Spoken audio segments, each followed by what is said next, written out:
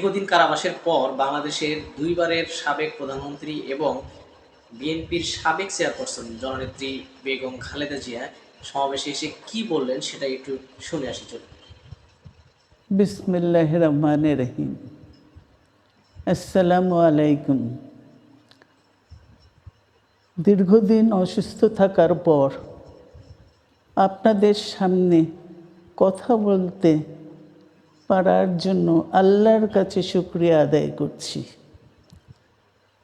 আমার কারাবন্দী অবস্থায় আপনারা আমার কারামুক্তি ও রোগ মুক্তির জন্য সংগ্রাম করেছেন, দোয়া করেছেন, সেজন্য আমি আপনাদের সকলকে ধন্যবাদ জানাচ্ছি।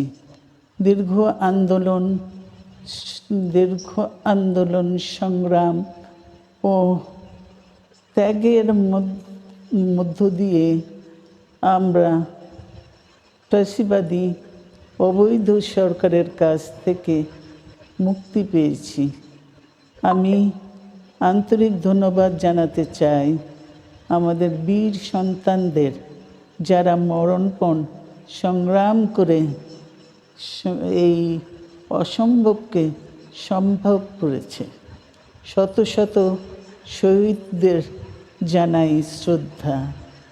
এ বিজয় আমাদের নতুন সম্ভাবনা নিয়ে এসেছে। দীর্ঘদিনের নজিরবিহীন দুর্নীতি,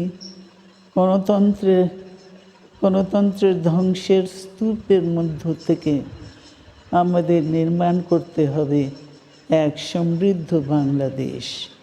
ছাত্র তরুণরাই আমাদের ভবিষ্যৎ।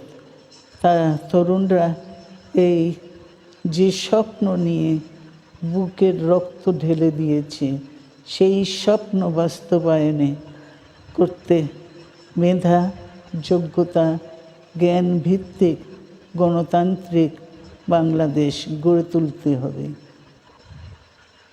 শোষণহীন সমৃদ্ধ বাংলাদেশ। সকল ধর্মের গোত্রের অধিকার নিশ্চিত করতে হবে। শান্তি,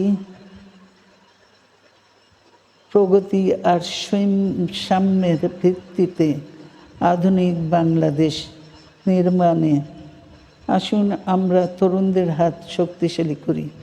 ধ্বংস নয়, প্রতিশোধ নয়, প্রতিহিংসা নয়, ভালোবাসা, শান্তি ও জ্ঞান ভিত্তিক সমাজ গড়ে তুলি। আল্লাহ হাফেজ।